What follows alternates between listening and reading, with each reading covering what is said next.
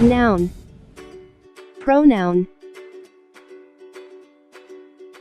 A pronoun is a word that is used instead of a noun, which has already been mentioned, or is already known.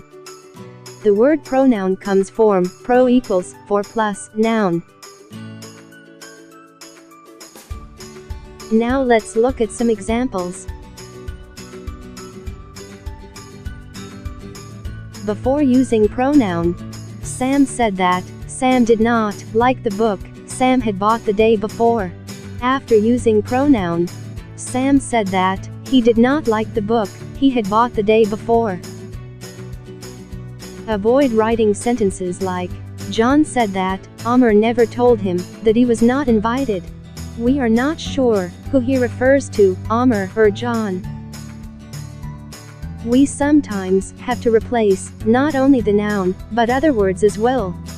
Now let's look at some examples. Irfan took out his book and started reading the book. Now using pronoun, we get Irfan took out his book and started reading it.